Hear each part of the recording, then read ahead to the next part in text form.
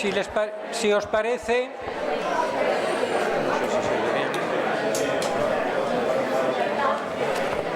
por favor. No son nada obedientes.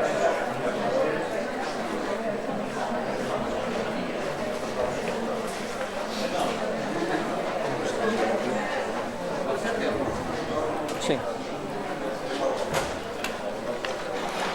Bueno, vamos a dar comienzo entonces a la segunda parte de las jornadas sobre las buenas prácticas en la conservación del patrimonio cultural, pero antes de nada quiero llamar la atención porque ha aparecido una cartera bastante llena y especiosa que debe de ser de alguien, probablemente de alguna mujer, pero quizá no lo puedo asegurar.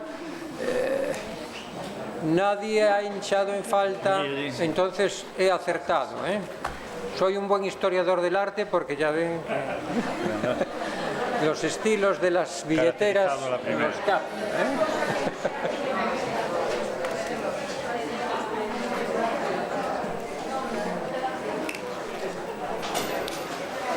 Y ahora ya hablando en serio, antes de nada quiero agradecer a Fernando Carrera y al Consello de Cultura Galega que le haya parecido la persona adecuada para moderar esta mesa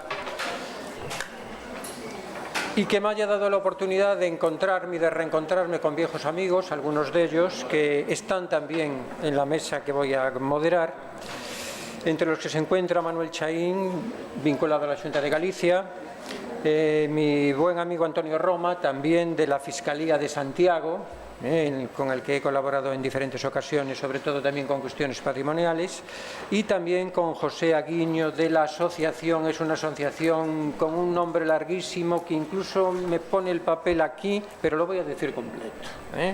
Asociación de Empresas y Profesionales en la Conservación y Restauración de los Bienes Culturales de Galicia, porque después en siglas es más corto porque es CRG. Pero en cualquier caso diríamos que vemos aquí un espectro vario de profesionales. Yo vuelvo a repetir, soy historiador del arte, por lo tanto no les extrañe que cuando hable trate de sacar también partido a mi profesión, porque yo no dudo que la es. Yo tengo un título que así lo dice, tengo incluso varios que así lo reclaman y en consecuencia ahí no permito ninguna duda al respecto, ¿no?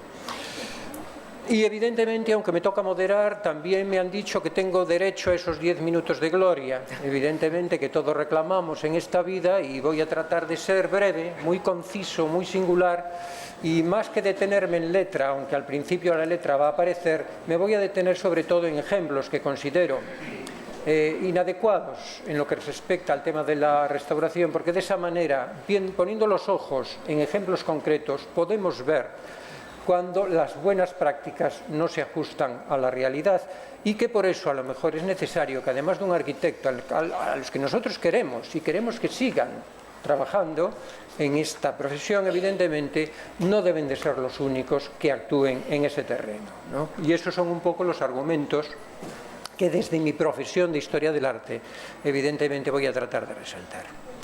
Por eso el tema que yo voy a tratar brevemente en estos 10 minutos que me corresponden es un poco la legislación y las buenas prácticas en la restauración arquitectónica. Solo me voy a referir a inmuebles, a edificios, e incluso les voy a decir sencillamente que a exteriores de edificios. Me podría meter en más terreno, pero necesitaría a lo mejor más tiempo, por lo tanto voy a ser sencillo y simple. Ustedes los van a ver todo con mucha claridad, espero, ¿no? Y para eso, lógicamente, hay que empezar un poco por la legislación. La que tenemos es del año 1995 y en el artículo 38 de la Ley del Patrimonio Cultural de Galicia establece lo siguiente con respecto a aquellos inmuebles que han sido declarados BIC. Dice lo siguiente, que todo informe que se realiza allí deberá incorporarse un informe sobre su importancia artística, histórica o arqueológica, elaborado por un técnico competente en cada una de las materias. Lo dice claramente, no especifica qué técnico, pero se da por hecho que tiene que ser un profesional, y puesto que hablamos de historia, de arte y de arqueología, se supone que por lo menos tienen que ser 3 técnicos que avalen un proyecto. Eso es lo que dice la legislación. Y además dice que el informe ha de establecer también una valoración de la intervención, es decir, que no solamente es para hacer historia, para decir la historia de ese edificio, para contarla, para explicarla, para desmenuzarla con todos sus datos y pormenores, sino para emitir una opinión, un juicio de cómo a la vista de esos tres profesionales que deben de intervenir en esa cuestión, se debiera hacer la intervención en ese inmueble que se supone es declarado BIC y por lo tanto un bien importantísimo para el patrimonio de Galicia. Dice más también la ley, porque entre otras cosas también aporta algunas ideas básicas sobre los criterios de intervención en inmuebles. Habla también de unos ciertos criterios que diríamos son así un poco como ambiguos, generalistas, pero que en principio diríamos que es también un material del que partir para tratar de hacer las cosas de la mejor manera. Y dice lo siguiente: se respetarán las características esenciales del inmueble, lo que parece evidente, aunque se podrán usar técnicas y materiales actuales para adaptarlo mejor a su uso. Bueno, diríamos que esto, si se interpreta bien y si se hace bien, a lo mejor pues sería razonable, ¿no? Pero en cualquier caso diríamos que la segunda parte ya es entrar en una materia de debate, con lo cual a lo mejor la opinión de varios siempre cuenta más que una opinión unilateral. Se conservarán también las características volumétricas y espaciales del inmueble, así como las contribuciones de distintas épocas, es decir, que prácticamente se pone en valor todo lo que es la historia del edificio en sí, el exterior y el interior, ¿no? Y las diferentes partes de diferentes épocas que una construcción pueda tener, que en edificios grandes y amplios como las catedrales evidentemente son muy naturales. Se evitarán los intentos de reconstrucción salvo que existan suficientes elementos originales que así lo permitan. Evidentemente, si no tenemos datos que nos aclaren determinadas cosas, lo mejor es dejar el edificio más o menos como está, en los aspectos, diríamos, fundamentales, para evidentemente no cometer tropelías, ¿no? Y también dice al final que no se podrán realizar adiciones miméticas que falseen la autenticidad histórica. Evidentemente, un monumento es un objeto de la historia, diríamos que es el objeto más visual de la historia, Todos los edificios de nuestro patrimonio están vinculados a la historia que los manda a construir, que los manda a edificar, que los transforma y que los transmuta, y que por lo tanto es algo que evidentemente nosotros debemos de poner en valor con todos los valores que eso tenga y relacionado siempre con la historia, y en consecuencia me parece que esto es razonable. Que nos añadan cosas que el edificio no tenía solo porque quede bonito y hace conjunto simétrico, pongamos por caso, con una parte que efectivamente sí es la parte histórica del inmueble a rehabilitar. Cuando sea indispensable, dice también la legislación, la adición de materiales nuevos deberá ser reconocible. Pero dice también, eso sí, cuando sea indispensable, es decir, cuando no haya otra solución alternativa que a lo mejor no haga necesario esa utilización o esa adición de materiales nuevos. Y también dice, al final, se impedirán las acciones agresivas en las intervenciones sobre los paramentos, lo cual parece que aquí no hay asomo de duda, no hay posibilidad de interpretación, el paramento es lo que es y por lo tanto tiene que estar lo mejor posible, se ha de conservar de la mejor manera, pero en cualquier caso, si es granito, granito, y que no nos den gato por liebre en esas cuestiones, ¿no? Pues bien, teniendo en cuenta la reglamentación y teniendo en cuenta mi experiencia y ciertos conocimientos que como historiador del arte tengo, y antes de nada quiero deciros que los historiadores del arte tenemos como profesión básica, esto es importante tenerlo en cuenta, por si alguno pudiera no tenerlo claro, somos los que damos valor a cosas que antes no eran patrimonio y que gracias a los estudios de historia de la arquitectura, de historia del arte, de historia de la pintura, de historia de la escultura, de historia de la orfebrería, lo ponemos en valor y decimos, a partir de aquí, esto seguramente merece ser llamado patrimonio. Y a partir de ahí, lógicamente, no solamente queremos que se conserve, sino que cuente con nosotros para las posibles rehabilitaciones. Si lo descubrimos y lo hacemos ver, porque ponemos argumentos históricos que le dan valor, ¿por qué de repente desaparecemos del panorama de las siguientes escalas laborales y son otros que no han trabajado eso y que no le dan valor a lo mejor desde el punto de vista histórico si no hubiéramos dado los historiadores antes valor a la misma pieza, los que tomen de manera unilateral esta cuestión? Por lo tanto, me parece importante estos temas. Como esto lo quiero ver de una manera visual y quiero que ustedes lo vean conmigo de una manera visual, me parece que lo más evidente es que veamos ejemplos de intervenciones en inmuebles que son BIC, porque están también en conjuntos BIC, y de edificios de relativa importancia. Esta es una gran casona de La Coruña del siglo XVIII, de sillería, uno de los mejores inmuebles de esa época que tiene la Ciudad Vieja. La Ciudad Vieja está declarada, con lo tanto, de alguna manera le toca a ella también la condición de Vic, a la propia casa. Pues bien, en torno al 1995, el año 2000, esa casa que se conservaba de esa manera estaba vieja, envejecida, estaba sin ocupar y evidentemente estaba, diríamos, pidiendo a gritos una buena rehabilitación. Se han convertido en ese pequeño adefesio que ven ustedes a la derecha, de tal manera que diríamos casi no parece la misma casa. Ya no solamente es una cuestión de tipo estético, voy a hablar solamente de detalles de tono menor, porque también los detalles de tono menor forman parte de la historia y de la historia visual, estética del edificio. Piensen, por ejemplo, ese edificio que tenía en la parte inferior unos lucernarios que iluminaban el zaguán, de repente ven cómo se amplían y se llevan hasta el último extremo para evidentemente dar más luz al portal del interior de la vivienda. Es decir, que se está falseando la realidad y suprimiendo unas partes que eran de cantería y que han desaparecido. Se conservaba perfectamente la balaustrada de hierro dieciochesca con esta decoración de tipo rococó afrancesada, que evidentemente le da valor al edificio, le da valor y además se conserva perfectamente. Estaba así 5 años antes.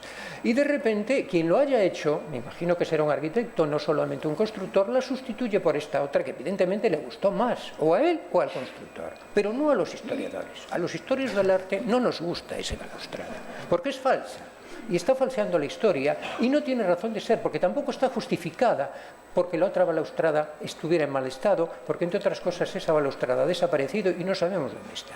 Seguramente en la casa de alguien, pero eso hay que tenerlo en cuenta.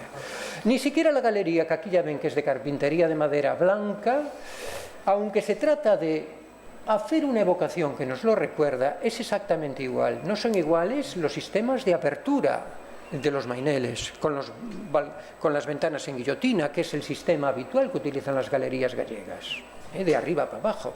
No es igual tampoco ni siquiera la manera de ordenar y de dividir en cuarterones cada uno de los paneles interiores de la organización interior con sus cristales, que también nos delata el porqué de una situación y por qué los cristales eran de ese tamaño y no más grandes, porque evidentemente ese tamaño de cristales estaba justificado en unos momentos el que el vidrio plano no podía ser mayor y por lo tanto las carpinterías adaptaban ese formato, que nos dan también datos de un sistema de construcción y de cierre para las ventanas históricas, bien de finales del siglo XVIII, bien de casi todo el siglo XIX, al que corresponde esa galería, que es un aditamento histórico que también hay que conservar. A mayores, fíjense bien que se ha tratado de simular, de evocar algunas cosas, pero falseando muchas realidades, entre ellos el color, porque este no es el color habitual en ninguna galería gallega que yo conozca, y por lo tanto diríamos que aquí se han cometido tropelías mil, en un momento en que la legislación ya existía y en una casa que tiene un gran valor desde el punto de vista singular y que además está introducida en la Ciudad Vieja, que está declarada Vic desde los años 80. Es un ejemplo sencillo, una modesta vivienda. A mayores, claro, ya no les digo lo que ha pasado en el interior ya no se conserva nada, había un zaguán, había una escalera, todo eso ha desaparecido. Y también ha desaparecido la puerta de madera, porque es mucho más atractivo, evidentemente, poner un lienzo de cristal hasta abajo con un portero automático, desde donde cual evidentemente se puede ver el interior. Es decir, que por dentro ha sido realmente explosionada, porque no queda nada ya de los tiempos pasados, ¿no? De esta vivienda podemos pasar a otra como esta otra, que está en un lugar para mí muy sensible, como es el barrio de la Magdalena. Esta foto la hice yo cuando yo estaba haciendo sobre Ferrol mi tesis doctoral. La casa evidentemente ya vemos que estaba vieja, desvencijada, estaba, diríamos, necesitada de unos tratamientos que evidentemente la pusieran en valor. Y esta es una casa muy interesante, parece modesta, pero es una tipología muy interesante para la vivienda gallega del siglo XVIII, la vivienda urbana, y particularmente para la vivienda urbana del barrio de la Magdalena, que es un barrio excepcional por esa regularidad en parrilla que tiene, que es prácticamente única en todo el contexto del patrimonio gallego y que no me voy a cortar aquí. Yo he puesto en valor porque lo he estudiado antes, por eso Ferrol y el barrio de la Magdalena existe y hoy se le llama patrimonio. Por eso, es decir, lo que hacemos los historiadores es llamar la atención sobre algo a lo que antes no se prestaba atención. Por lo tanto, es una labor importante, porque estamos poniendo el dedo en cosas que consideramos que merecen ser conservadas para el futuro y que los gallegos de hoy y los gallegos del mañana puedan disfrutar de estas cosas en las mejores condiciones. O sea que fíjense lo importante que es una profesión como la que yo tengo, y tienen muchos compañeros que lo hacen tan bien como yo. Pues fíjense, esta vivienda, que es en principio sencilla, y sencilla aparentemente para mí era tirada de conservar, ha sido también en elementos secundarios, de esos que se dicen habitualmente, es que eso, bueno, es reversible. Bueno, pero a mí qué me importa que sea reversible, si se paga ahora, y yo no voy a ver su reversibilidad ya nunca más, porque probablemente esta casa quede así de por vida, yo me moriré, y por lo tanto ya no veré su reversibilidad. Yo creo que se haga ya desde el principio, porque se va a hacer con dinero probablemente público e incluso con dinero privado. Si se hace con dinero privado tiene que someterse también a una legislación y por lo tanto tiene que haber alguien, un equipo, desde luego un arquitecto, pero tendrá que tener el equipo necesario, desde luego el historiador del arte también, y lo que se considera mayores que debe de entrar a formar en ese equipo. Estamos en definitiva cogiendo partes, no desplazando a nadie, no quitando a nadie, sino poniendo nosotros para que se hagan las cosas mejor, porque cada uno reivindica sus conocimientos y los quiere poner en valor para que las cosas se hagan bien. Esta ridícula galería, mirador que vemos ahí, es una falsificación de la realidad. En Galicia no han existido miradores así en ningún sitio, ni de ese color, ni con esas formas, ni con esas hechuras, ni con esas horteradas que le ha pegado el restaurador, que yo no sé dónde le han dado el título. No sé dónde le han dado el título, ni tampoco esas luces que tienen ahí, porque esto no se corresponde con este formato. Y la importancia es que tenía este humilde mirador, es que era uno de los protomiradores más antiguos que en el barrio de la Magdalena existía, y por lo tanto había que conservarlo tal cual, tal cual, tal cual, como el Códice Calistino. No nos vale que haya un facsímil, tiene que ser tal cual, porque nos está dando datos históricos. Es el momento en que están surgiendo las protogalerías, las primeras galerías. Por lo tanto, este es un ejemplo vital para lo demás, y además nos está dando datos de cómo al principio las fulerías, las galerías y los miradores surgen de una manera casi pirateada de la legislación, porque en principio no estaban contempladas y cada uno la fue poniendo allí un poco para cerrar una ventana alta, y al final diríamos que lo fue un vicio, se convirtió en una virtud. Por lo tanto nos está dando datos enormes, ¿no? Lo mismo pasa con la manera de abertura de los balcones y de las ventanas de Galicia en estos inmuebles de esta época. Si se abren todas para afuera, ¿por qué de repente las metemos dentro? Variamos el color de la carpintería, variamos el formato de los cristales y aún encima le ponemos este balcón falso que no tenía y lo ponemos en el exterior solo para que haga bonito y que la casa resulte, en función del constructor, el arquitecto más aparente. Mal. Muy mal. Todos ustedes lo están viendo. Todos lo están viendo mal. No hay aquí nadie que se atreva a levantar la mano para decir que esto está bien hecho. Nadie. No veo ninguna mano levantada. Lo cual quiere decir que me están todos dando la razón. ¿Por qué la tengo?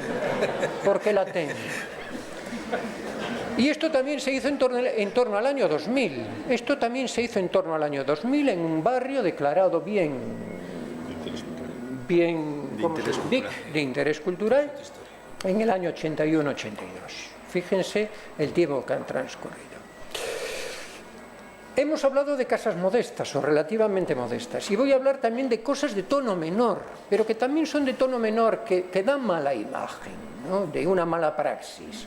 Y ahora me voy a meter ya con la catedral, una catedral que todos conocemos y que es nuestro principal monumento. Si tenemos un monumento en Galicia que nos llegue al alma, a todos los gallegos, nazcamos donde nazcamos, es la Catedral de Santiago, porque es nuestro buque insignia, nuestro referente monumental y una obra de capital importancia dentro de la historia del arte mundial, extraordinaria, en muchas épocas, no solo la románica. No miren solo a lo románico, Tenemos un barroco de primera fila, uno de los mejores barrocos europeos.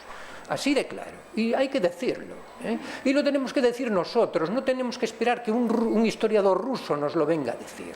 Primero nos tenemos que convencer nosotros y luego venderlo a los demás.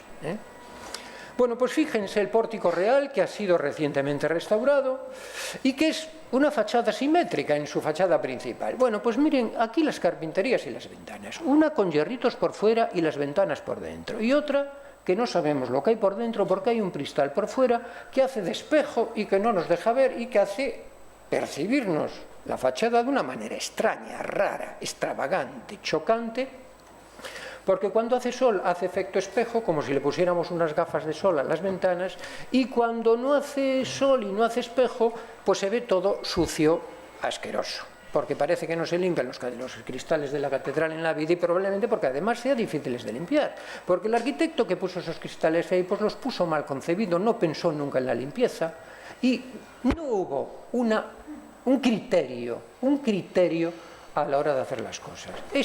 Esta fue la idea de un arquitecto en los años 80, en los años 90, esto es la idea de un arquitecto reciente, y ya ven, cada uno con su idea. No hay una armonía, no hay un programa. La catedral tendrá una comisión de expertos, habrá un plan director, pero yo después veo la catedral y veo que cada ventana que veo de su padre y de su madre. Y más bien del arquitecto que la pueda diseñar, porque llega el arquitecto con sus ocurrencias y evidentemente respeto a los arquitectos, pero aquí lógicamente tengo que llamar la atención y tengo que poner el dedo en el ojo de aquellos que me están molestando, que molestan a mi patrimonio, que es también el vuestro. Esto es el Pórtico Real de la Quintana. Muy bien, pero cambiamos de tercio y nos vamos a la fachada de Platerías, que se restaura, ahora no voy a poner la fecha porque no me acuerdo, pero quizá en 1990-91. Tenía estas ventanas. Me dirán ustedes, bueno, es que esas ventanas no eran románicas, ciertamente no lo eran. No eran románicas, pero eran del 18. Las ventanas del 18 tienen esa compartimentación. Y en ese momento toda la catedral tenía ese tipo de ventanas, con lo cual había una armonía general.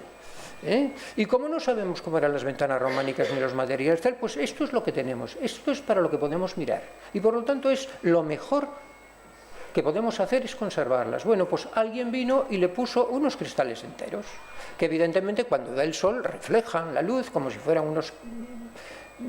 Vamos, parecen, cuando da el sol, es como aquellos anuncios en donde salía un moreno con gafas de sol de martini en una cafetería deslumbrando a la belleza de turno en el anuncio habitual, que históricamente no tienen protagonismo y que tampoco casan demasiado con lo que hemos visto. Es que el arquitecto vino imponiendo de manera absoluta, como si fuera el rey sol, unos criterios que históricamente no se sostienen, ¿no? Platerías, la joya de nuestro románico, y la que se ve, la que ven todos. Evidentemente esto yo no sé si tuvo memoria, no sé si tuvo alguna intervención de algún historiador del arte, no sé si tuvo la intervención de algún arqueólogo, no lo sé, pero esos cristales, desde luego con el parabién de los historiadores del arte, creo que no se hubieran podido poner. Azabacherías, restaurada recientemente. Fíjense, así se conservaba en el siglo XVIII, con las carpinterías del siglo XVIII. Eran las genuinas, las auténticas. Y ya ven, una vez más, con esta compartimentación tan característica que resulta, desde el punto de vista histórico, muy típica, además de la sensibilidad de los bastidores y cristales de las carpinterías gallegas de ese momento y también del siglo XIX. Llega un arquitecto con las mejores intenciones. Yo las intenciones no las dudo que son buenas, pero históricamente es aberrante, es lamentable, es una vergüenza, es terrible de tener que decir eso. A mí me produce espanto. Las de arriba con un formato que, bueno, ya les voy a decir que las podría poner yo en las cocinas de mi casa, con más pequeño tamaño, porque la cocina de mi casa no tiene ventanas catedralicias. Y las de abajo, diferentes. Las de abajo, diferentes. Es decir, que es diferente el primer piso del segundo. Es decir, que el arquitecto puso aquí lo que le pareció. Y en definitiva, al final, la catedral resulta con un catálogo de ventanas que cualquiera que quisiéramos poner ventanas ahora en nuestro propio chalet, vendríamos a la catedral y podríamos elegir señalando con el dedo. A mí me gusta esta, me la pone usted en mi casa. En vez de seguir esta, que es la ventana histórica, que ya ven, le pusieron esto. Ahora es así, esta ventana que ven así, que era como estaba en el 18, en el 19 y en casi todo el 20, ahora es así. Ahora es una ventana rara con unas rejas que tampoco tiene... Bueno, es que esto a mí me parece increíble, indescriptible. Imagínense si le dejamos a un arquitecto restaurar el Obradoiro con tanta ventana que tiene. Es así. Un montón de ventanas. Y bueno, como vamos por pisos, por centros, por simetrías, un modelo distinto en cada una, porque además es moderno, es de vanguardia. Y lo podemos hacer, porque nos dejan hacerlo. Porque no hay criterio, no hay control y no hay rigor. ¿Se imaginan esto lo que podría ser? Bueno, pues les diré que este es el modelo de 18 de ventana, el adecuado para la catedral. Porque es también el modelo de 18 de ventana que tiene también el Palacio de Rajoy. Y no le podemos poner unas ventanas que acabamos de ver en París, en otro edificio que se parece, porque a mí los de París me traen sin cuidado. Es su problema. Yo quiero que me conserven bien lo mío, que es lo de ustedes. Y ya ven que está claro que la manera que tenemos en respeto a carpinterías y a cristal tienen todo el mismo aire de familia que estamos perdiendo, porque estamos empezando a adoptar hijos del prójimo y estamos cometiendo pues una aberración. Eso quiere decir que junto al arquitecto, y junto a un arquitecto que debiera tener unos conocimientos profundos del material que toca, porque no es lo mismo hacer arquitectura moderna, una arquitectura de vanguardia, que tocar un bien histórico, hay que enfrentarse de manera distinta. No se puede torear de la misma manera. Y yo creo que ya me estoy pasando de los 10 minutos, ya debo de llevar 15, pero son importantes que los diga. Y yo con el micrófono casi nunca me freno, pues diría que para las buenas prácticas en la rehabilitación arquitectónica es necesario, imprescindible, la presencia de un historiador del arte, porque puede realizar la memoria histórico-artística del mueble a rehabilitar, rastreando en la documentación existente, y cuando no exista, que puede no existir, aporta sus propios conocimientos como historiador del arte, porque la praxis, el ver continuamente, el comparar, el saber esto y el saber aquello, nos aporta unos datos, aunque no haya documentos, que pueden resultar muy ilustrativos. Destacar sus elementos y rasgos más característicos con el fin de valorarlos y favorecer su conservación, los materiales usados en la fábrica, su ornamentación, los aspectos que tengan que ver con su organización interior, sus rarezas históricas, constructivas y tipológicas, ¿no? Porque hay interiores que a lo mejor conservan unos espacios que si no los conoce el historiador a lo mejor a otra persona se le pasaría. Los pequeños detalles que puedan otorgar el valor a un inmueble, hierros, cristales, carpinterías, ya ves que hoy me ha dado por aquí, pero yo creo que es muy importante hacer esto. Establecer junto con el arquitecto los criterios que debieran seguirse a la hora de intervenir para que la rehabilitación sea correcta y le otorga al edificio el máximo valor histórico, figurativo y estructural, y se trata en definitiva de evitar errores como los realizados en algunos inmuebles incluidos en áreas declaradas, que evidentemente no han cumplido la normativa. Y eso es lo que quería decir. Espero que además de oírme hayan visto y que por lo menos a través de lo que hayan visto saquen la conclusión de que somos imprescindibles. Y nada más. Ahora doy la palabra al segundo de la mesa, que es Manuel Chaín, de la Xunta de Galicia. Gracias. Bueno, bons días a todos. Eu creo que xa mantiven con Alfredo algunha vez un debate sobre estas carpinterías, estas mesmas ventanas. Non o vou manter agora neste momento, polo menos. Non sei... Sí. Escoitado, eso sí. Decía que bons días a todos, que xa mantiven con Alfredo nesta mesma sala un debate sobre algunha destas carpinterías e que non creo que agora sexa un momento de volverlo a manter. Eu creo que esos debates son interesantes e que o mellor había que leválos a outros foros, a outros despachos. Eu recoñezo o tema de que sí, ao mellor hai que estudiar as cousas e que xustificalas, pero tamén creo que había que recoñecer que algúns dos datos que se ponen aí non son certos. Precisan unha demostración científica, non? Pero ese debate o faremos máis adiante, o faremos noutro foro. Eu o que quero facer, en primer lugar, que é o que vin aquí, agradecer aos organizadores das xornadas e ao Consello de Cultura por terme invitado, e creo que un pouco que esperan de min, bueno, as asociacións de conservadores e restauradores que participan na organización, e o que esperan de min é un pouco que dé a visión desde a administración, que é un pouco que nos toca nesta mesa. A administración, pois o espazo xurídico, e un pouco a visión profesional, non? Eu vou intentar dala nos 10 minutos que nos dan, co cual é un gran reto para min, porque é un traballo que me costa moito limitarme a tempos e controlar os tempos do tema. O patrimonio cultural é memoria, e o patrimonio cultural é a principal testemunha da contribución dun pobo ou dunha colectividade humana á civilización universal. E así o recoñece a nosa Constitución, no artigo 46, e establece unha obriga para todos os poderes públicos sobre a protección e enriquecemento dos bens que integran o patrimonio cultural.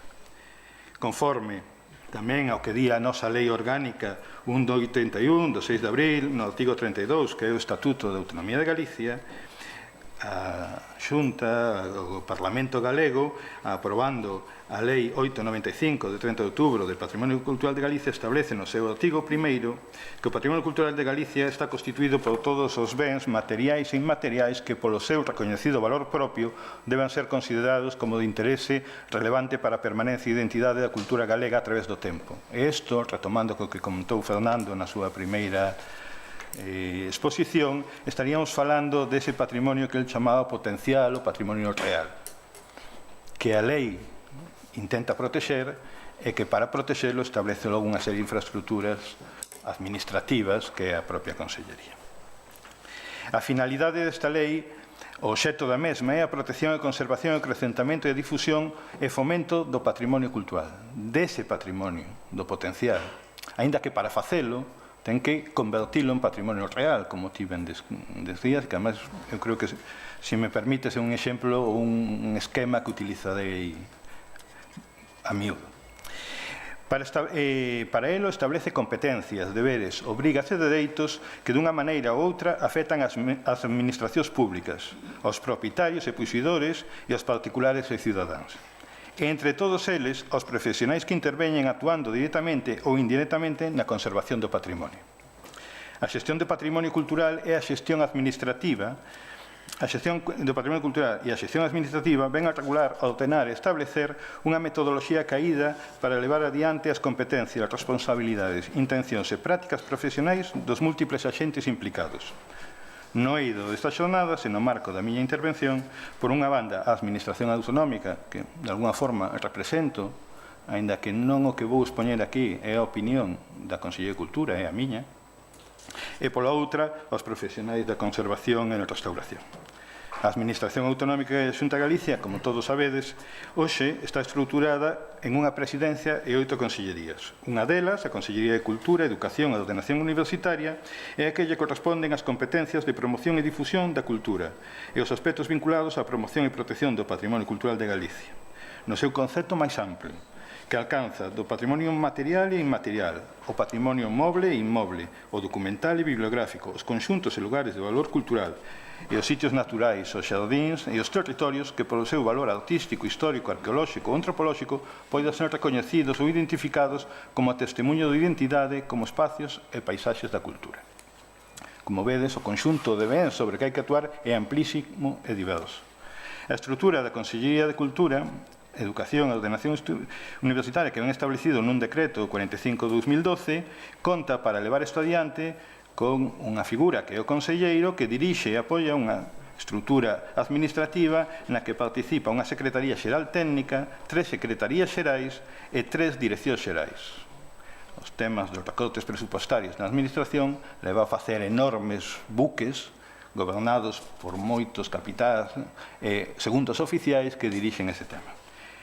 Dentro desa estrutura, os principios de economía levan a que se encargue do patrimonio cultural a Secretaría Xeral de Cultura, que preside hoxe en día Anxo Manuel Lorenzo Suárez. A Secretaría Xeral de Cultura, dela depende a Dirección Xeral de Patrimonio Cultural, que entendo unha dirección moito máis coñecida, por moito máis antigua na súa tradición, e 2 subdireccións xerais, a de Bibliotecas e Arquivos, que basicamente levan a responsabilidade do patrimonio documental e bibliográfico. Tamén depende directamente da Secretaría Xeral de Cultura, o Centro de Arte Contemporáneo, que é un centro escrito mesma.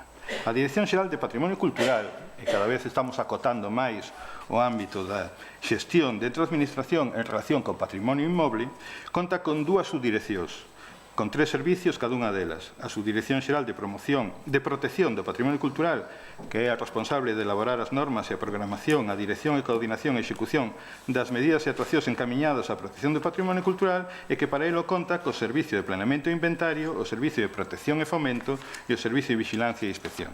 E xa a Subdirección Xeral de Conservación e Restauración de Bens Culturais, coas funcións de programar, coordinar e executar as actuacións de prevención, conservación, restauración e posta en valor do patrimonio cultural, a investigación e o acrecentamento e a difusión deste patrimonio, a elaboración de criterios de intervención sobre el, a coordinación e a dirección técnica do Sistema Galego de Museos, a xestión dos museos de titularidade estatal, a xestión transferida e aqueles de titularidade autonómica que pertenecen á Xunta de Galicia, excepto o MUPEGA, Museo Pedagóxico de Galicia, que non é responsabilidade desta subdirección. Para elo conta con 3 servicios, como decía, o de Arquitectura e Etnografía, o de Arqueoloxía e o de Museos. Existen, ademais, nas distintas xefaturas territoriais das 4 delegacións provinciais os servicios de Patrimonio Cultural e os servicios de xestión da área de cultura, que desenvolven as tarefas transferidas ao ámbito provincial e, entre elas, as relacionadas con funcionamento e apoio técnico dos órganos colexiados das Comisións Territoriais de Patrimonio Histórico, outro órgano que, pola súa tradición, é moi coñecido de todos vós, xa que ten unha historia xa longa desde o século XIX. Existen, ademais, 9 ou 10 órganos colexiados que completan estas comisións territoriais e que teñen a súa sede nos órganos centrais, de carácter central ou autonómico. Entre eles podemos atopar, porque son os que máis teñen que ver con motivo destas xornadas, a Comisión Mixta Xunta-Iglesia, a súa subcomisión técnica do Patrimonio Histórico da Iglesia Católica de Galicia, o Comité Asesor do Camiño de Santiago de Compostela e o Concello Superior de Valoración de Bens Culturais de Interese para Galicia. Toda esta estrutura especializada, sen dúbida, en ocasións complexa e habitualmente extraña para o cidadano, e ás veces, desgraciadamente, e habría unha das cousas que habría que modificar, extraña e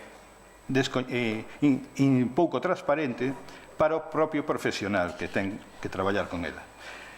Ten como finalidade a xestión administrativa e técnica da protección e conservación e o acrecentamento e difusión e o fomento do patrimonio cultural. Se miramos entón en frente aos ciudadanos, en este caso separando estes ciudadanos aos profesionais que realizan os traballos en relación coa conservación e protección do patrimonio cultural, a forma existirían distintas formas de actuación. Dúas formas similares en canto aos obxectivos e criterios e formas de actuar que sempre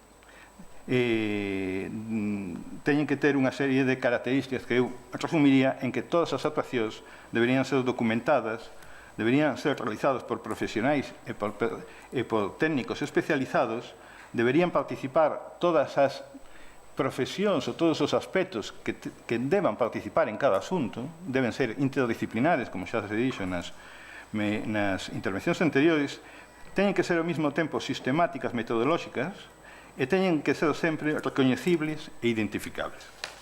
A diferencia básica entre as posibles actuacións que hai sobre o patrimonio cultural quizá estribe se a xestión en canto a tramitación e a xestión, que é un pouco o que vou intentar explicar eu, si en función do promotor, faría eu aquí dúas grandes conxuntos. As que promove a propia administración competente, en ese caso a Consellería de Cultura, e as que promoven outras administracións, os particulares ou calquer outro xente.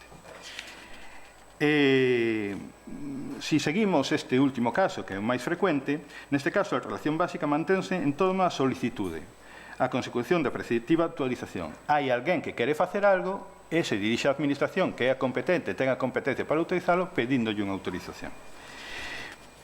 Esta obriga de pedir autorización a fixa a Lei de Patrimonio Cultural de Galicia, no seu artigo 24, de forma xenérica, no 32, no 33, no 36 e no 37, cando se trata dos BIC, no 43 e 44, cando se trata dun monumento, no 47, cando é un conxunto histórico, no 48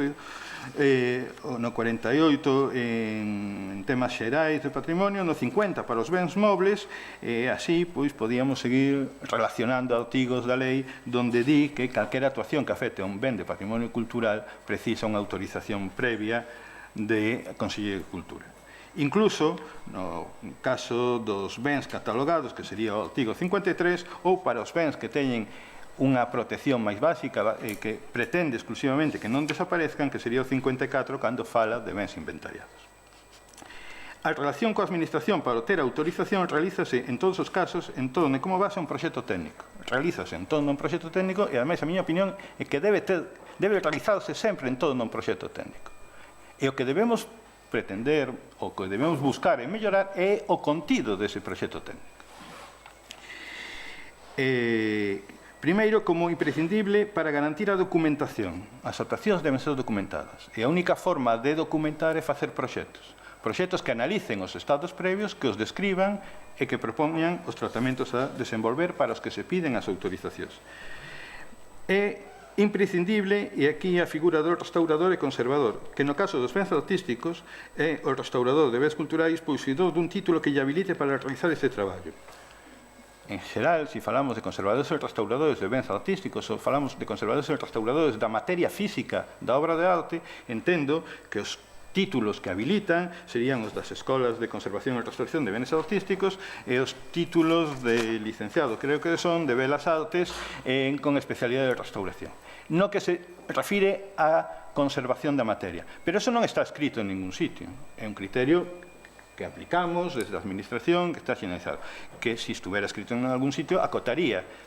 Hai outras profesións que se dixeron antes que si o teñen escrito, existe unha lei de ordenación da edificación en España que levou moito tempo que houbera e que se din as competencias dos técnicos e decidir que un arquitecto é o competente nun ben de interese cultural é difícil incluso con esa lei, porque enxeñeiros agrónomos que lle escolle moi lonxe calquer tema que teña que ver co patrimonio cultural, son os autores da maioría das granxas de gando que se fan en Galicia, no territorio histórico que está declarado Conxunto Histórico e Patrimonio da Humanidade, que é o Camiño de Santiago.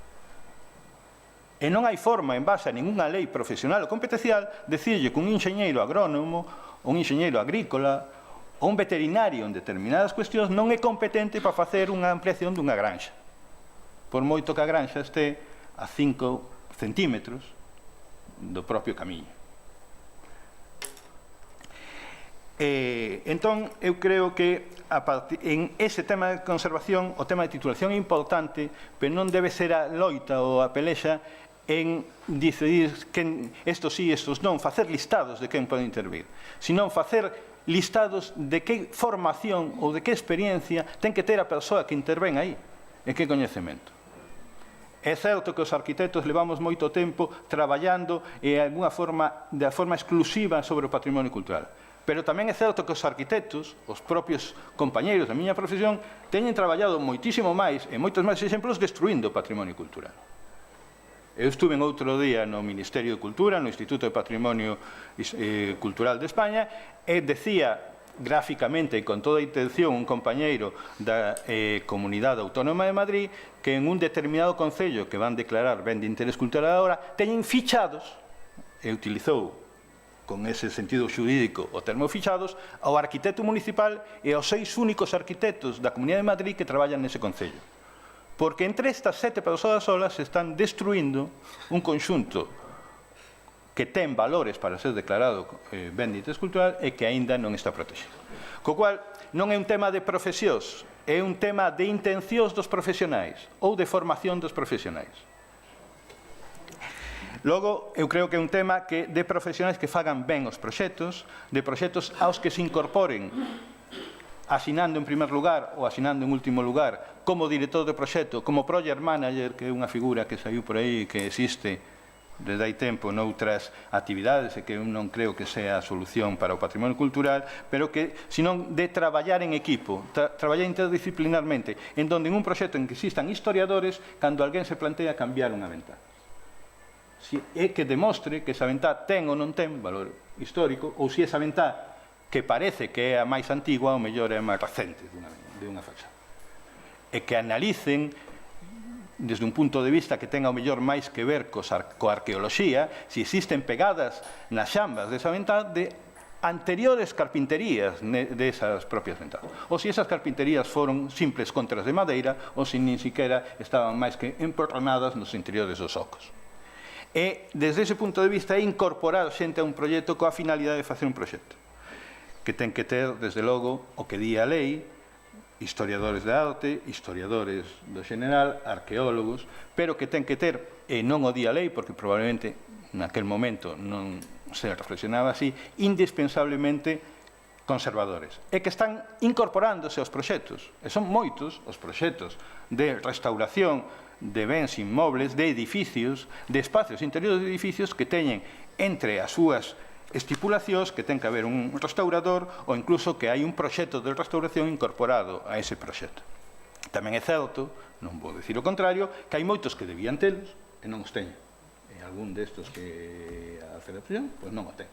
Porque ao mellor se supuxo ou se contou con outros estudios históricos anteriores nos que se baseou esas opinións ou esos conceptos. Tamén é certo que a documentación desos proxectos permitiría non ter que facer un informe histórico sobre o mesmo edificio cada vez que se vai a actuar sobre as mesmas cousas, senón sobre só aqueles aspectos que se van montar, porque deberían estar pois, a través dun repositorio digital nos arquivos correspondentes á disposición de toda a xente que queira participar, os interesados, os outros profesionais ou os profesionais seguintes que teñen o encargo de traballar sobre esos sitios. Con todo ese proxecto ben montado, hai que pedir unha solicitude á Dirección Xeral de Patrimonio en na que é imprescindible que veña a autorización do propietario, que habitualmente sería o promotor, pero non ten por que ser o promotor, e, no caso específico e singular dos bens da propiedade da Iglesia, o informe do delegado de arte sacro da diócesis correspondente, porque así o fixa ese convenio que deu lugar á Comisión Mixta Xunta e Iglesia que desde o ano 85 pois, regula a relación en materia de patrimonio cultural e de patrimonio eclesiástico entre a Xunta de Galicia e a Iglesia. Habería outras cuestións que xa non son imprescindibles para a utilización e que non recomendamos que se teñan en conta, recomendamos aos propietarios que establecer os seguros, establecer condicións de transporte, se a restauración non se vai facer en sitio, se vai facer no taller do restaurador, que o restaurador garantice que o seu taller ten unhas condicións de seguridade mínimas ou suficientes para garantizar eso, que a empresa de transporte que fai o traslado das pezas este homologada, pois, outra serie de cuestións que son responsabilidade do propietario e que nós recomendamos que manteña. Estúdiase o proxecto desde o punto de vista técnico, faise un proxecto técnico e se é favorable autorízase, se é desfavorable normalmente hai unha serie de relacións seguintes que intentan mellorar ese documento para poder ser autorizado e se non se consigue melloralo, pois desautoriza ou non se autoriza. En algunhas ocasións, vos, os que traballedes na actividade profesional, os sabredes, esas autorizacións son con condicións ou con determinadas limitacións á execución de materiais ou das propostas. Eso compre terlo en conta durante a execución. Na fase de execución deberá executar a actuación que se pretenda de acordo co proxecto, sin variar do proxecto, para o cual é imprescindible que o proxecto este ben feito. Non quere decir que se o proxecto ten erros, porque tamén é certo que os medios ás veces non permiten facer toda a analítica e todo o examen previo, que ante unha comprobación in situ de que os datos previos de proxecto o diagnóstico non é correcto, pois se modifique, pero exixiría que esa modificación, todo o mesmo procedimento de autorización que se fixo antes. Tamén intentamos, digo intentamos porque os medios cos que conta a Administración Paralelo son claramente escasos, facer un seguimento destas obras, de forma que esta comprobación que exixe cualquier proxecto de restauración de adiante a atrás do estudio previo e do diagnóstico á execución, pois se poidan revisar, por decirlo así, en tempo real durante a execución. En todo este proceso de execución, que ten que volver a ser pluridisciplinar, teñen que entrar químicos a facer análisis, teñen que entrar técnicos de medio ambiente, teñen que entrar outras empresas homologadas a facer desinfeccións, o Silamón o ten que aplicar unha empresa homologada con un certificado que lle permite facer eso, otorgado por a Consellería de Sanidade, pois hai unha función que é a da dirección facultativa, que tamén é unha función que parece propia e exclusiva dos arquitectos, pero que deben ter que asumir todos os técnicos, en este caso os restauradores, que estén facendo o seu traballo. E esa función facultativa exixe coordinar todo isto, pero tamén exixe asumir outras responsabilidades ante os promotores de cuestións económicas. É o que defende o investimento do promotor. É o responsable o que ten que velar polas cuestións de seguridade, polas cuestións de seguridade das persoas que traballan ali e das formas de que executan eso. É o responsable da conservación, da salvaguarda do patrimonio cultural,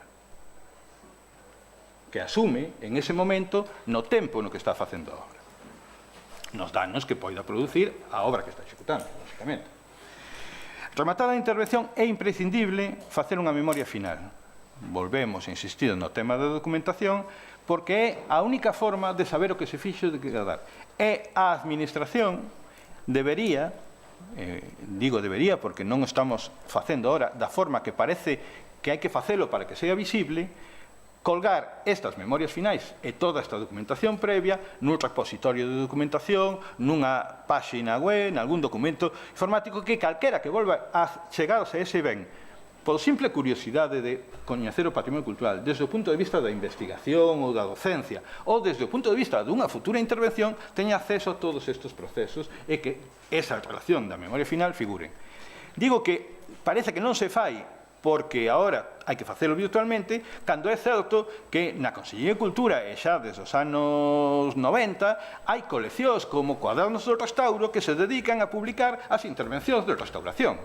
E hai memorias de arqueoloxía que se publican anualmente. E hai, polo menos, que eu recordo de 3 ou 4 anos, libros que recollen absolutamente todas as intervencións feitas por a Consellería de Cultura con unha ficha específica de cada unha das intervencións. É certo que non é unha memoria científica, non está toda, pero sí se fai esa publicación. Situación económica, cuestións de programación presupuestaria, limitacións dos que ten a Consellería, impediron, en algún caso, seguir con estes procesos que se fixeron e probablemente non é o máis razonable facer un libro de cada intervención, é moito máis operativo, é moito máis económico pedir que estas memorias veñan en un formato coherente con un repositorio e colgar esos repositorios tal como veñen, bueno, pedir lógicamente as correspondentes autorizacións da propiedade intelectual e de uso destas documentacións, pero tal como veñen, colgalas nun repositorio, pois como as universidades están colgando as tesis doctorais ou as sentencias os xulgados. Ben, hai outros aspectos que teñen que ver coa protección cultural que se aquí falaron, que sería a difusión. Bueno, que é todo isto que contaba. Decía eu que había como dous grandes conceptos, a intervención privada e a intervención pública. A intervención pública, basicamente, todo isto que contei eu, rixe. Pero, como rixe e o propón a propia Dirección Xeral, debía ser moito máis estrito no cumprimento desto. E aquí fago un voto de emenda en canto ás obras de algunhas que se fixeron aí, non todas, promovidas pola Dirección Xeral, de que debería enmendarse en completar estes documentos de isto que nós decimos que hai que facer, estamos convencidos delo, pero a realidade é que non sempre se fai.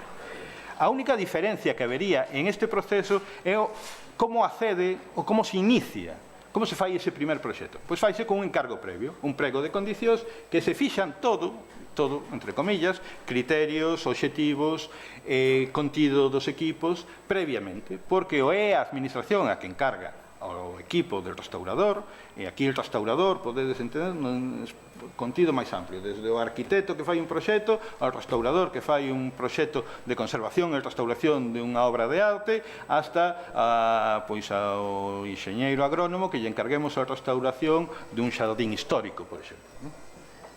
Eso debería ser definido. E sería a única singularidade. Sí, acabo. Quedarían dúas partes e logo podemos seguir avanzando, que sería a protección. Na protección é imprescindible toda a participación de todas estas visións desde o punto de vista do conservador. En que ten que participar o conservador? Na identificación dos danos da estado de conservación desos bens.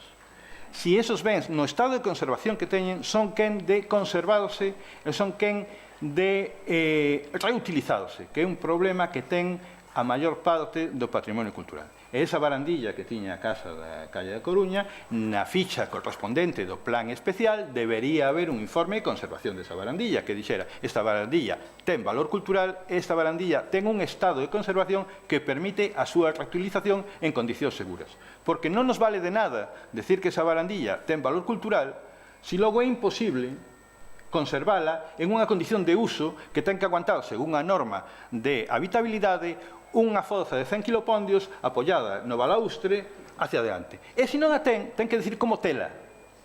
Porque se ten valor cultural, de alguna forma, hai que manter ese valor cultural. Estaríamos no tema do acrecentamento, pois incorporando novos valores culturais, incorporando novos aspectos, que hoxe, un pouco como decía Alfredo, que fan os historiadores, pois tamén podemos facer en canto a técnicas constructivas, en canto a usos materiais, en canto a outros aspectos que non son estritamente artísticos, pero que sí precisan unha valoración cultural, non? Desde o punto de vista antropolóxico e tal. Por último, eu diría que quizá o que lle falta á profesión de conservador e restauración é unha preparación para a xestión. Falta ya esa profesión e falta ya outras moitas. Falta ya aos antropólogos, por exemplo, que eu creo que tamén é unha profesión imprescindible no patrimonio cultural, pero que non se preparan para xestionar patrimonio cultural. Bueno, pois hai outros aspectos que seguramente quedan no tinteiro e que veremos máis adiante no debate. Pero agradecemos la síntesis, porque, bueno, yo no cumplí el reglamento a lo que a tiempo se refiere y, por lo tanto, difícilmente puedo argumentar que lo compráis los demás, que quedáis dos, ¿no? Pero, en cualquier caso, sí os agradecería que, en la medida de lo que podáis, y echándome la culpa a mí, que la tengo, pues seráis lo más breve posibles, porque efectivamente son ahora las 2 menos 10 pasadas. Vale, de acuerdo. Para referirme yo, quiero decir, yo procedo de una profesión absolutamente... Me comentan que tenemos que pechar la sesión a las 14:15 minutos. El debate, continuando los debates más por la tarde, ¿no? Sí, los debates de la tarde continuamos por debates que no se fijan. De lo que no se habla ahora aquí. Muy bien. Agradecemos esa deferencia porque estamos colapsados por la palabra. Bueno, por ir corriendo no hay ningún problema. Yo procedo de una oposición y las oposiciones... Y perdona, que yo procedo de una oposición y las oposiciones en derecho las hacemos hablando a toda velocidad. A pesar de todo ello, voy a ser lo más telegráfico posible. Yo procedo de una profesión en absoluto creativa, lo mío es el derecho, y aquí todo el mundo ha hablado del arte, de la historia, etcétera, y son profesiones creativas, y lo único que hacemos los de derecho es regular cómo se hacen las cosas, darle cierta forma, cierto orden, pero desde luego no damos las soluciones ni cambiamos el mundo. Eso quiero decirlo con carácter previo. Respecto de toda esta materia, quiero decir que las normas en general tratan de dos aspectos en los cuales se ha abundado mucho y en los que yo tampoco quiero destacar mucho. Uno de ellos es la necesidad de establecer unos criterios mínimos, porque desde luego las escuelas de restauración también es cierto que han ido cambiando con la historia y seguirán cambiando con la historia, y a los cuales no me voy a referir. La ley en ese sentido es muy telegráfica y no se pronuncia materialmente por ninguno, con algunas excepciones, prohíbe la reconstrucción, etcétera, etcétera, y desde Atenas hasta aquí, desde 1931 hasta aquí, desde luego ha llovido mucho. El segundo aspecto al cual se refiere es una necesidad de registro. Efectivamente, ya se ha hablado de ello, hay un aspecto que precisamente quiero destacar, que el registro es muchas veces la única manera de protección. Por ejemplo, en el caso del patrimonio inmaterial, la única manera que tenemos de saber cómo es el patrimonio inmaterial y cómo evoluciona, porque el patrimonio inmaterial es evolutivo, es una nueva forma de patrimonio que no está recogida en la ley, está recogida en una convención de la UNESCO, es precisamente el registro para saber cómo va evolucionando con el tiempo. Es verdad que los registros no son buenos. En algunos países, como los países iberoamericanos, es la única herramienta de protección y parece que el registro es el sumum del sumum y lo único que hace es generar burocracia, y ahí también quiero destacar un aspecto. En segundo lugar, hay que decir que los registros son incompletos, hay que cambiarlos, porque se plasman en un soporte que se han plasmado en papel. En la Xunta tienen un montón de registro realizado, pero desde luego es incompleto, puede haber problemas y, como decía Andrés, pues los yacimientos arqueológicos muchas veces no están en su sitio, lo cual echa la culpa al registro. A lo mejor es que los yacimientos se han ido moviendo con el tiempo. ¿Cómo puede ser que a lo mejor podamos pensar que están todos los objetos catedralicios y alguno está, pues no sé qué, cómo aparece en Milladoiro?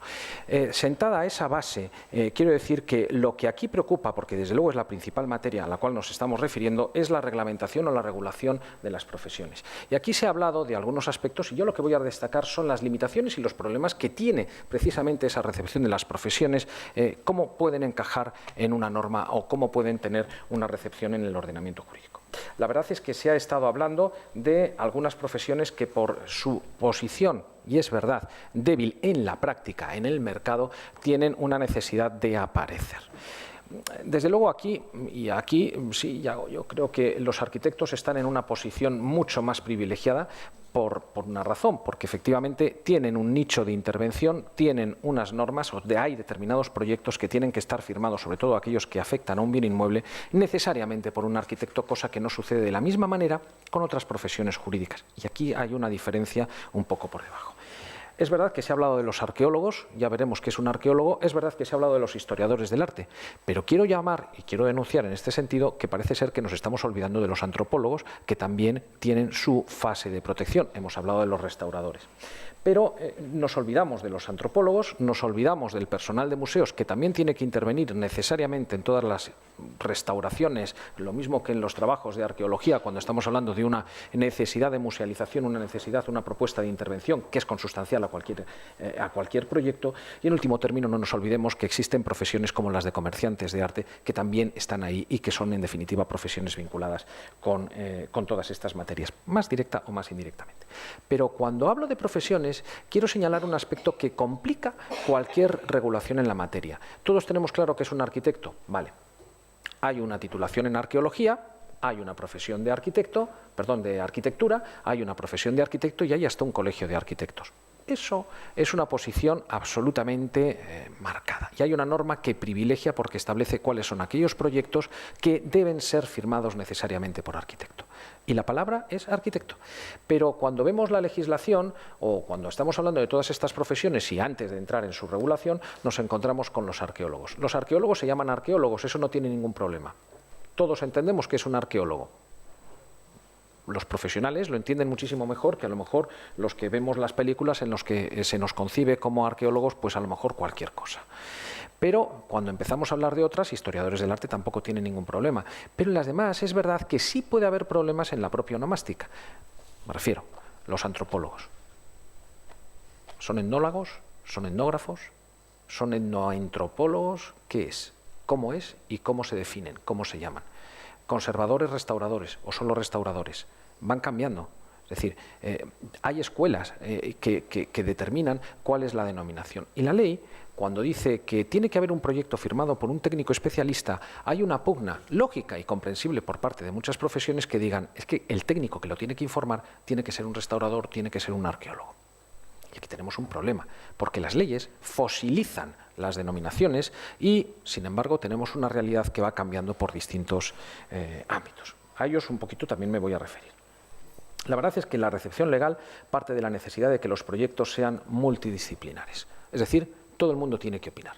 Todo el mundo tiene que opinar, tampoco queda muy claro qué es lo que significa, porque por un lado tenemos que pensar qué, cómo y dónde. ¿Y quién pone la firma al pie? Porque aquí el problema está en quién firma. Cuando nos ponemos y tenemos que presentar un proyecto, ¿quién firma?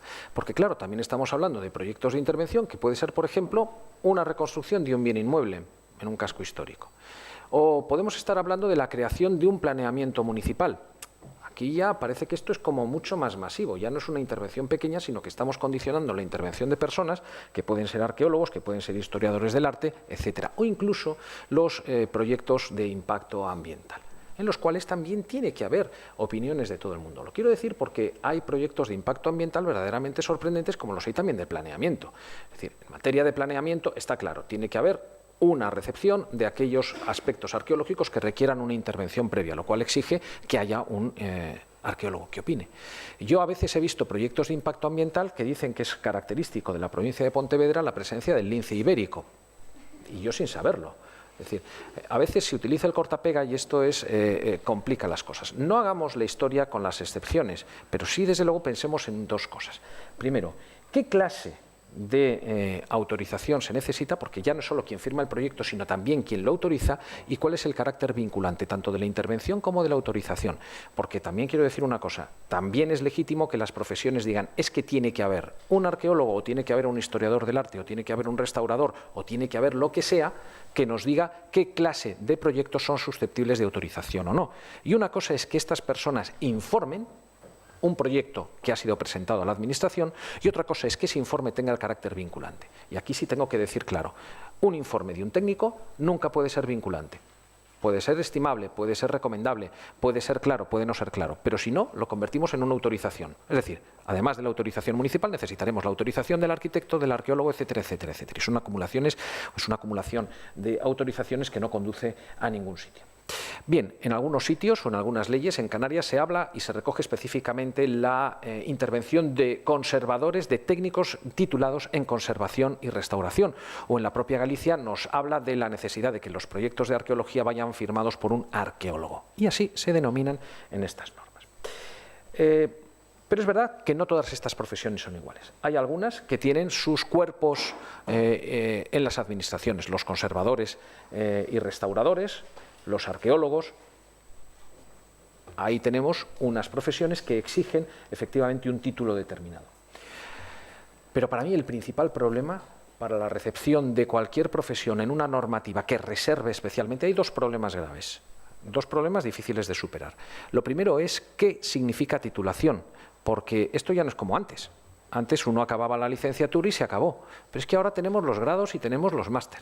¿Qué clase de especialidad puede recoger una ley? Y no olvidemos que las normas tienen una escala. Tenemos unas normas con rango de ley de las que beben los reglamentos que quedan supeditados, quedan colgados de las mismas. Y son los que desarrollan y son los que deben definir precisamente porque en su dinámica de generación son mucho más ágiles.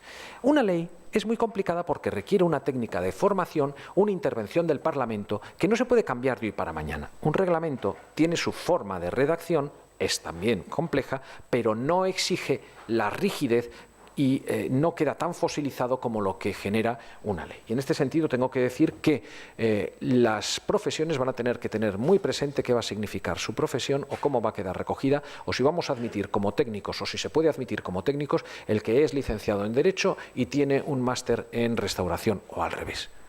Y esto es complicado y esto quiero decirlo que esto es un problema desde mi punto de vista serio.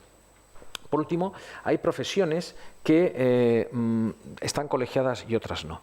Si uno ve la guía telefónica se encuentra colegios en Galicia de muchas clases de profesiones, pero es verdad que tenemos dos asociaciones de arqueólogos, es decir, hay una de arqueólogos, personas físicas y otra de empresas de arqueología, de historiadores del arte y también una profesión, ¿no? Es decir, hay una asociación, hay una o dos asociaciones, yo no recuerdo mal, hay una de restauradores y también hay una de profesionales, ¿no? De empresas de restauración.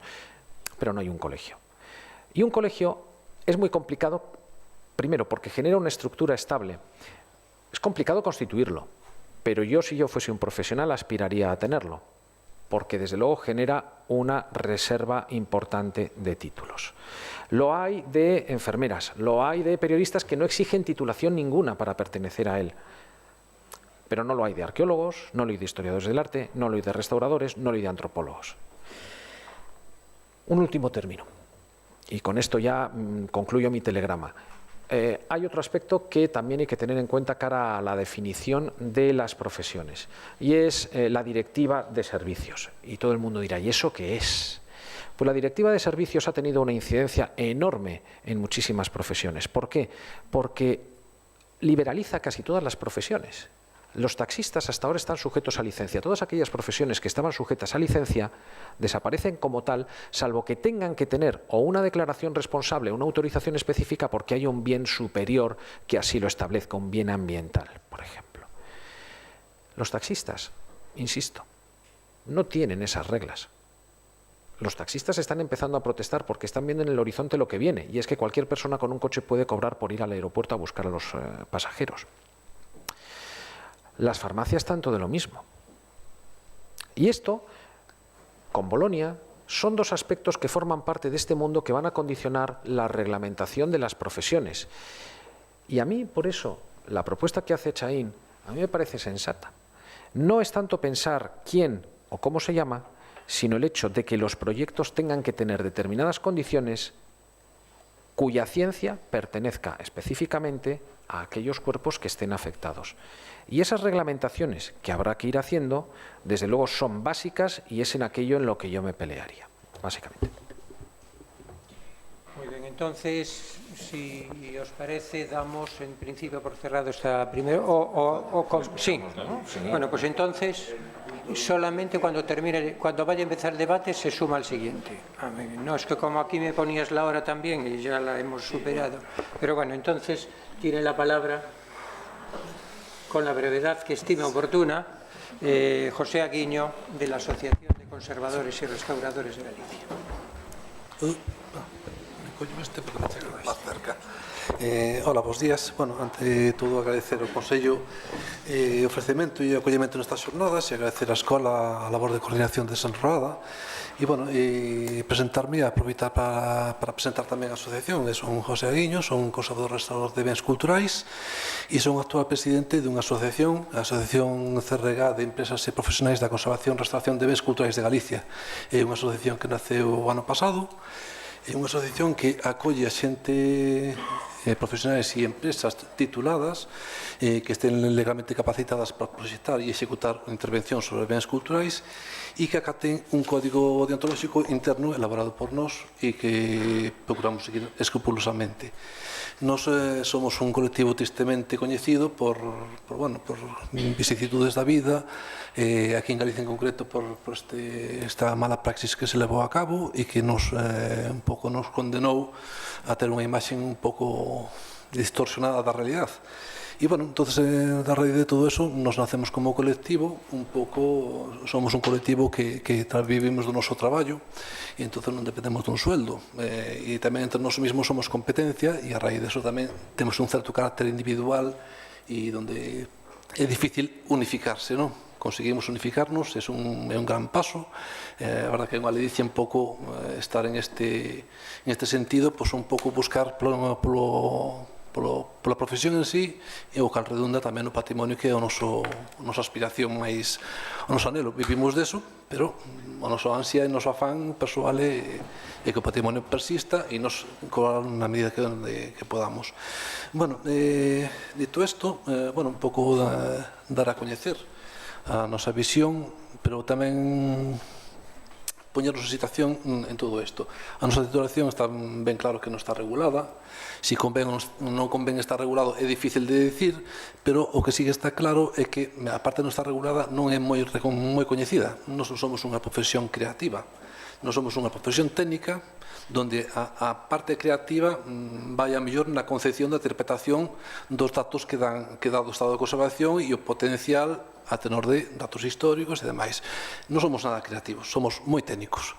E entonces, en ese sentido, a veces doe un pouco que ver como fai pouco unhas bolsas aí para traballar de museos e para de arqueoloxía e de restauración, onde se pediu o título de restaurador de escultura ou de restaurador de pintura, creo, se non me equivoco, e na resolución final, coa listado de xente admitida, aparecía restauración de belas artes.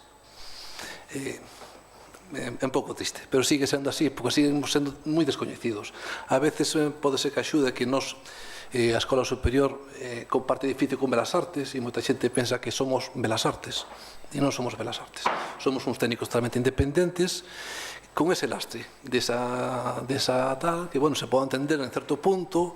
A veces chegamos por aí unha aldeíña e nos din veñen os señores licenciados a pintar o retablo e tal, pero somos técnicos e nos queremos defender como tales e, bueno, en eso estamos intentando. Bueno, a cuestión, analizando todo isto, vemos que levamos 17 anos con a lei de patrimonio, vemos que na lei de patrimonio se diferencia bens mobles e bens inmobles, pero vemos tamén, analizando toda a situación, vemos que temos un marco competencial indefinido. Nos traballamos sobre bens que non son inmobles de principio, se nos ten categorizado que o noso fin é a restauración de bens mobles. Pero a definición de ben moble é o que non é inmoble, e a veces o que é inmoble depende de onde se mire, se se mira o Código Civil, se se mira a Lei de Patrimonio Histórico Español ou se se mira a Lei de Patrimonio Cultural Galego, difire ligeiramente, e entonces a veces estamos co tema de que depende de quen se pregunte, un retablo é un ben inmoble ou é un ben moble. E de que deriva todo, que trascendencia todo isto? Pois que, ao final, sempre estamos un pouco sin un marco normativo. Non é tanto que existe un marco normativo, sino que existe a definición en todos os sentidos e que sempre estamos pouco no aire en todos os aspectos, non?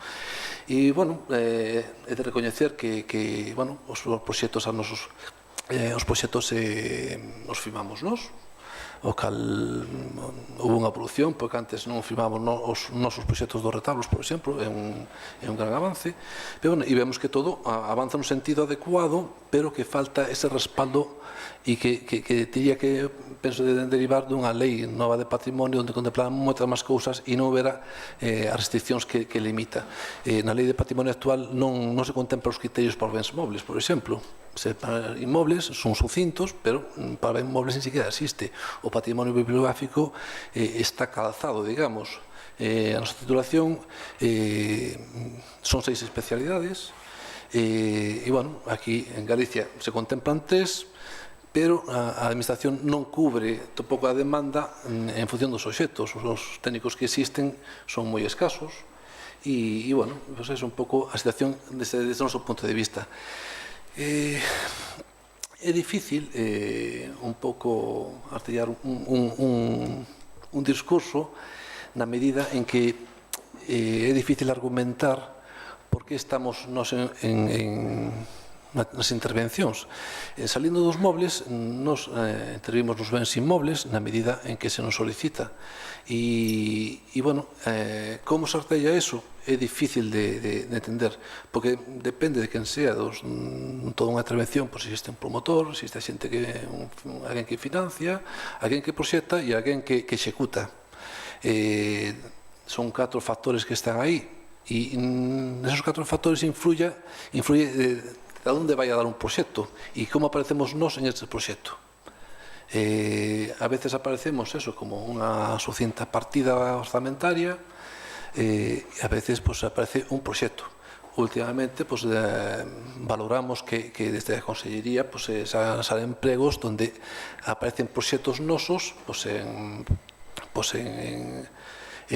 incluídos nun proxecto arquitectónico. Entendemos que ese é un bo camiño para chegar a proxectos bons. Pero tamén consistimos con esas partes que a mellor son só un capítulo, non? E ese capítulo, a veces desgraciadamente, é unha partida orzamentaria, sale a concurso, vai unha empresa, esa empresa se contrata unha empresa de restauración de bens culturais como as nosas e resulta que non hai partida para redactar o proxecto. E claro, entón, ao final, o proxecto o costea a empresa de restauración, porque se non se vai adiante. Esa é un pouco a nosa casuística, non? Respecto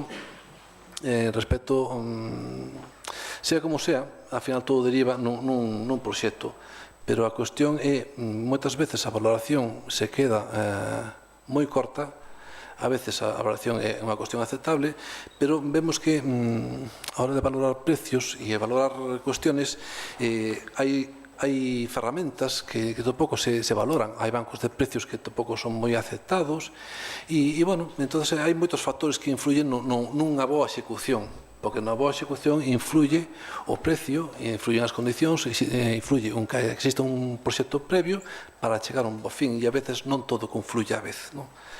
Entón, bueno, eso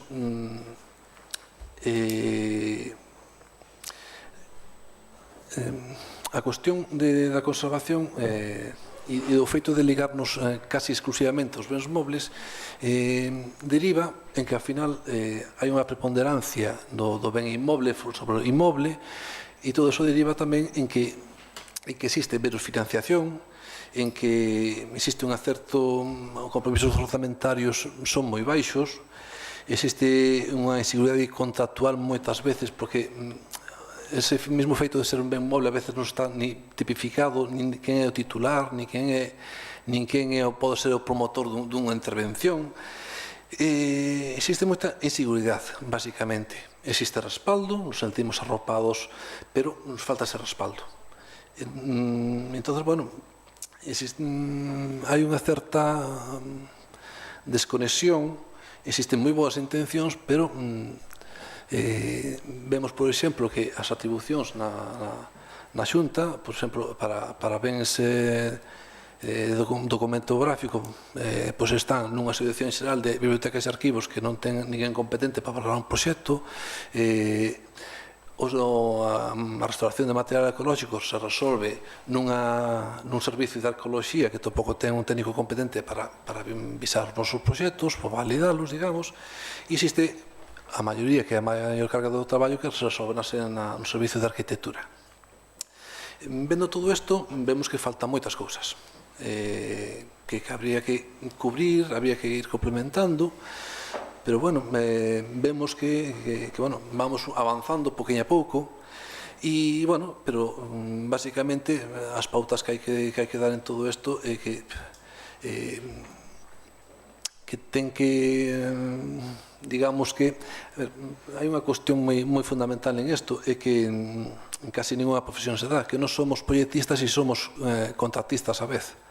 E iso ten unhas certas limitacións, pero é unha situación, eu considero ideal, porque que o contratista e o proyectista sean o mismo, redundan ben supervisados e controlados, que é o que nós queremos, e redundan en unha boa calidade, porque a veces falla, claro, entre que proxecta, quen executa, ten que haber unha comunicación e ten que haber tal. Si non hai, pois se complica a cousa. Entón, entendemos que nos somos particularmente, destacamos por eso, porque proyectamos e executamos, tamén nos condiciona e temos certas limitacións a hora de contratar a administración con nos. Entón, bueno, dentro desa casuística, bueno, pues estamos... pregonamos o ideal de que un proyectista sea un restaurador e que un restaurador participe en todos os proxectos donde sea competencia. Un restaurador debía participar nun ben inmoble declarado, por o sentido de que se van a desarrollar técnicas que a mellor son agresivas, se dá o caso, e, bueno, e a veces pois, tamén temos moita capacidade de análisis, moitos de nós somos hubo unha tanda de xente que derivou da historia de arte e acabou na escola de restauración, e entón a historia de arte é unha cuestión que está moi dentro de nós. Digamos, entón temos unha vez, penso que unha capacidade de análisis das cousas que vai máis alá da simple cuestión material, non? Digamos, e en ese sentido penso que somos valiosos. Hai unha cuestión tamén que se esquece moito de nós e que tamén estamos capacitados e somos os únicos, penso que competentes para valorar o estado de conservación das cousas, dos obxectos, e a hora de inventariar tampouco se conta moito con nos. Se fan os inventarios sin haber un estado de conservación e entonces, claro, a autoridade dos inventarios se queda un poquinho coxa, digamos, porque a utilidade queda moi limitada e non vale para establecer uns plans ni para establecer nada. E entonces, bueno,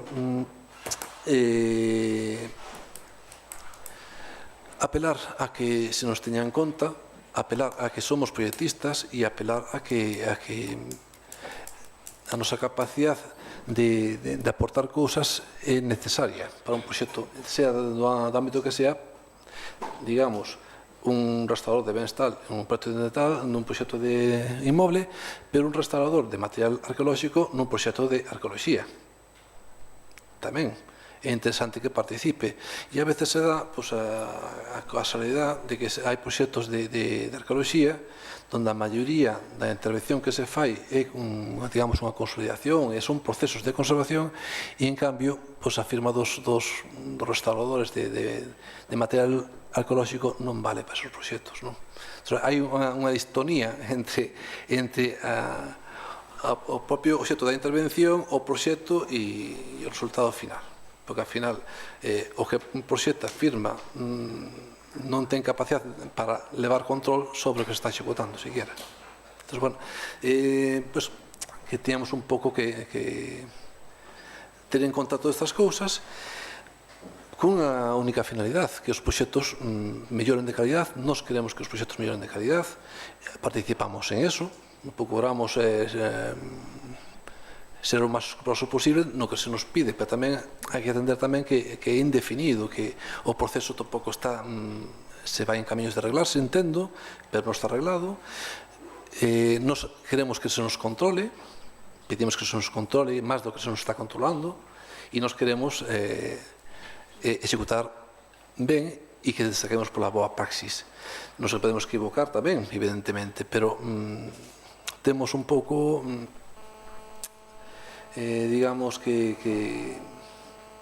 apelar a que un pouco nos acompañe, digamos, a Administración neste camiño. E considero que a Administración teña que liderar máis do que está facendo para un pouco encazar unha situación que é difícil de soster no sentido de, na práctica sí, pero que fai falta máis respaldo orzamentario, máis respaldo en inventarios, máis respaldo en todos os sentidos para chegar a un bo camiño. E en ese sentido, pues, somos un pouco un pouco segundóns en ese sentido. Levamos uns poucos anos aí con pouco orzamento, moi pouco orzamento, levamos un tempo de paralizacións e levamos unha, creo que mala xestión, se desenganou todo isto un pouco e en base a unha mala xestión dun problema que se creou aí de mala praxis e, bueno, tristemente coñecido e, bueno, pues ahora nos estamos un pouco eso, con un afán de que todo isto dé un cambio, ¿no? Y bueno, non sei,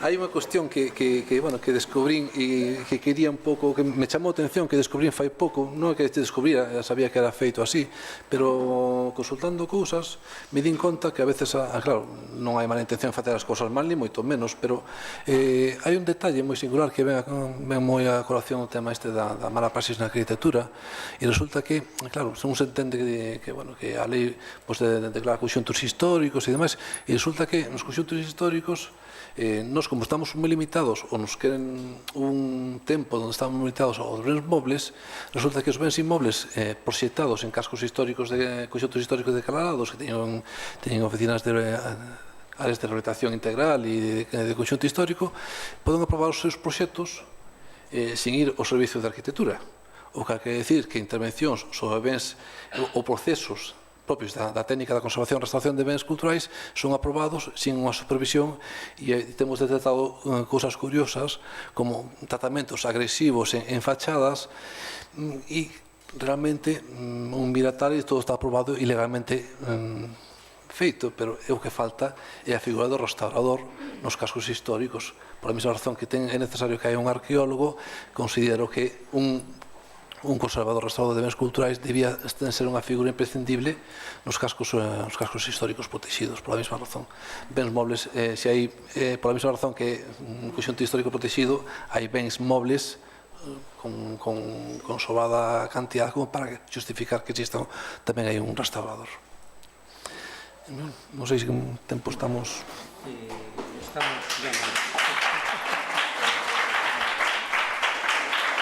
Bueno, vamos a cerrar entonces la sesión de la mañana, pero querría decir tres cosas muy puntuales, muy breve, además de agradecer a los intervinientes que se hayan ajustado en la medida de lo que tiempo, al tiempo que yo les comí, porque si no seguramente hubieran podido hablar más tiempo.